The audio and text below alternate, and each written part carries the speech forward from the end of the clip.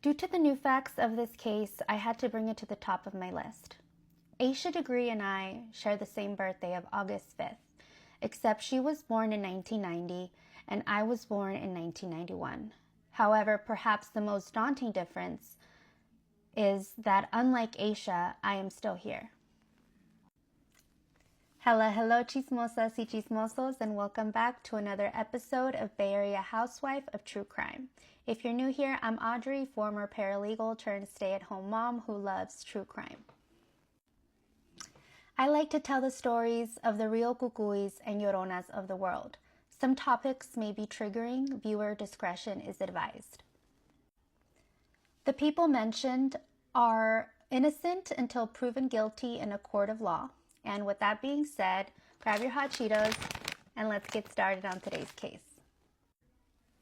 New discoveries in the case have led authorities to believe Asha is no longer with us and her body is being concealed. Although we know the names of the persons of interest, we have yet to know for certain what happened to Asha when she was taken.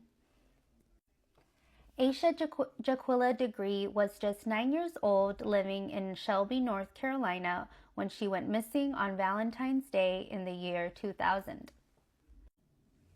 Aquila and Harold Degree were married on Valentine's Day 1988. Their son O'Brien was born later that year, and Asha was born in 1990. Harold was a dock loader, and Aquila worked building pianos. Some articles portray them as strict parents who did not have a computer in their home. Something I personally did not find strange, because I still remember getting a family home desktop for Christmas circa 2001, 2002 maybe. In the times you had to get off the landline to have access to the internet. Asha was a fourth grader at Fallston Elementary. That previous Friday had been a day the kids did not have school and spent the day at their aunt's house. They had a cousin sleepover on Saturday, and on Sunday they attended church. That night, O'Brien recalls hearing his sister's bed squeak, but he chopped it up to it being the sound adjusting herself on the bed or getting up to use the restroom. Asha got out of bed, packed several sets of clothes, personal items in her backpack, and left her home in the middle of the night without a jacket in the pouring rain. At 6:15 a.m., Asha's parents woke up to a nightmare. Their daughter was gone. They initially thought she went across the street to her grandma's house, but after realizing she was not there either, they called 911 and report her missing around 6:30 a.m. By 6:40 a.m., the police arrived. Asha's parents started giving police all the information they possibly could pertaining to their beautiful black daughter. She did not take any outwear to protect her from the rain. She was wearing a white shirt and with a teddy bear on it and white pants. She took her black backpack. Her hair was in pigtails. She had brown eyes and was 4 feet 6 inches tall. Witnesses report to have seen a girl matching Asha's description walking along the highway about a mile away from her home at 4 a.m. The day after she vanished, candy wrappers, a pencil, a green marker, and a hair bow belonging to Asha were found inside the doorway of a nearby tool shed at Turner's Upholstery, a furniture store about 100 yards near the highway Asha was last seen alive. 6 months go by, and in August 2001, Asha's backpack is found by a construction worker. It was buried in a shallow grave inside 2 black plastic bags. Inside was a Dr. Seuss book, a New Kids on the Block t-shirt, and a basketball uniform. Asha's mom has confirmed the basketball uniform found inside did indeed belong to Asha. The Dr. Seuss book, titled McElligot's Pool, belonged to Asha's school. However, the Fallston Elementary Media Center's records could not go back that far to confirm she had checked it out. The New Kids on the Block t-shirt also did not belong to Asha. In 2016, the FBI publicly released the following lead.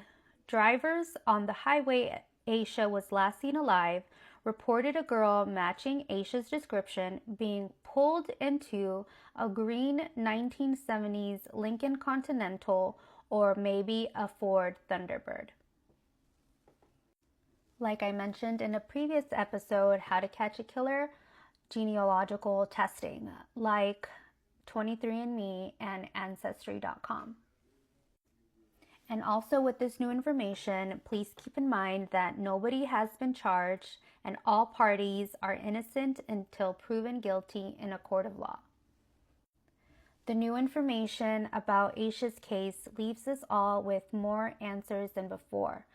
DNA pulled from Asha's backpack came back with 2 matches: Anna Lee Victoria Dedman Ramirez and Russell Underhill. Authorities have confirmed that hair found on Asha's undershirt was linked to Anna Lee's DNA. It is still unclear exactly what type of DNA was linked to Russell Underhill. So, who the hell are these people? Russell Underhill was a Caucasian man with brown hair and blue eyes, a Vietnam veteran who in his last years resided in an assisted care facility. Statistically speaking, a person's life expectancy is 75 and above, and Russell was only 54 years old when he passed away and 50 years old when Asha vanished. There is a medical examiner's report that documents Russell said someone was trying to unalive him. Russell resided at the Northbrook Rest Home between 2002 and his death in 2004. These assisted care facilities, called Cleveland Healthcare and Northbrook Rest Home, were owned and operated by the Dedman family. A social services worker speaks to investigators on May 23, 2023, and reveals that Russell was reported missing on November 29, 2002. Witnesses recount a man matching Russell's description getting into a red truck written by another Caucasian male. After being missing from Cleveland Healthcare, the home run by the Dedman family, Russell shows back up. Just a couple days after he returns, he is found dead of natural causes in his chair a couple days after Christmas in 2002.